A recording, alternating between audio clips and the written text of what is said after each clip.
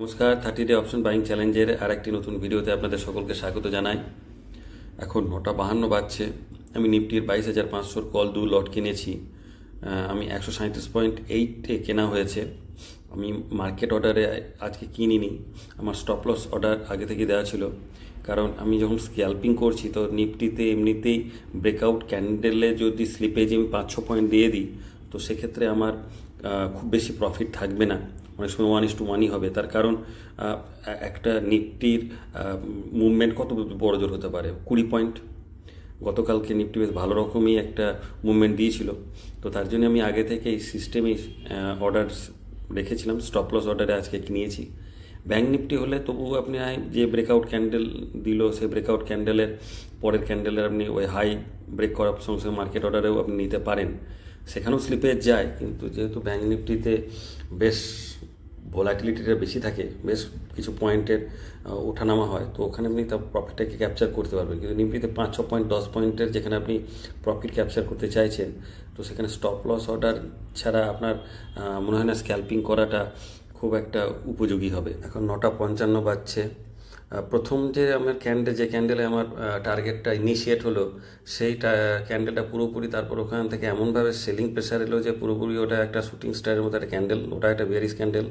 পরে দুটো bearish candle দেখাচ্ছে, তো দেখা যাক। এমনিতেই আমার লস প্রায় 1,000 টাকার উপরে চলে গেছে, যদিও আমার স্টপ লসটা একটু বেশ বড়ই আছে এখানে।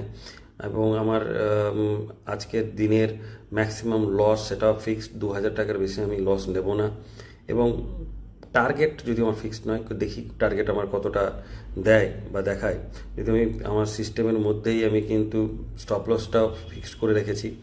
দেখা যাক এখন মার্কেট কীরকম যায়। মার্কেট যদিও ওপেন হওয়ার পর থেকে এখনও পর্যন্ত পুরোপুরি সাইডওয়েজ একটা নির্দিষ্ট রেঞ্জের মধ্যে ঘোরাফেরা করছে, এবং আমি যে আমার টার্গেটটা হিট হবে না সেরকম একটা মনোভাব দেখা যাচ্ছে। কারণ মার্কেটে এই গত 2 মাস ধরে এরকমই দেখা যাচ্ছে যে আপনার যেখানে আপনি হয়তো ব্রেকআউট দেখা দিল যে ক্যান্ডেল, তারপরে কিন্তু আর ফলো আপ ক্যান্ডেল আসছে না, বরঞ্চ তারপরে কিন্তু মার্কেট ঘুরে যাচ্ছে।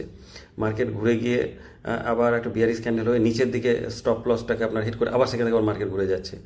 মানে এইরকম বাজারে, এই ধরনের মার্কেটে কিন্তু আপনার স্টপ লস রাখা যাবে না, এবং আপনাকে টার্গেটও ঠিক রাখা যাবে না। ওই সাপোর্ট রেজিস্ট্যান্সের উপরে নির্ভর করে ট্রেড করাটা বেটার মনে হচ্ছে।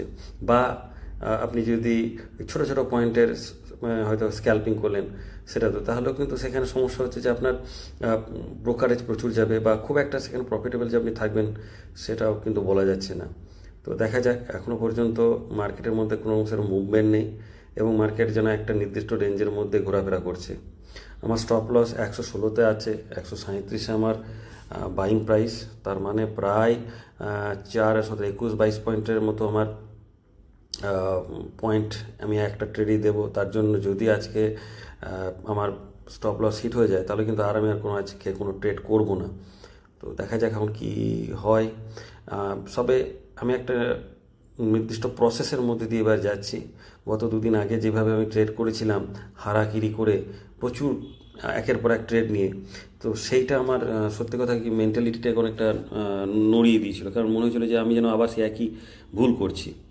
তো আজকে কিন্তু যদি আমার প্রফিটও হয় তাতেও ঠিক আছে, যদি লসও হয় আমি কিন্তু প্রচুর ওভার ট্রেড করবো না, বা যে আমি যে নির্দিষ্ট ফিক্সড মনে হচ্ছে এটা আমার স্টপ লস হিট হয়ে গেল, এবং 116-তেই এটাই আমি ভেবেছিলাম। তার কারণ যখনই আমি আগের ক্যান্ডেলটা দেখলাম, যে ক্যান্ডেলটাতে যদিও আমি আসলে এখানে আপনাকে আমি অপশন চার্টটা ভুল করে দেখানো না হয়, এখানে একটা ফিউচারের চার্ট চলছে, তো এবং এটা 5 মিনিটের ক্যান্ডেল, 5 মিনিটেরই ক্যান্ডেল এটাতে।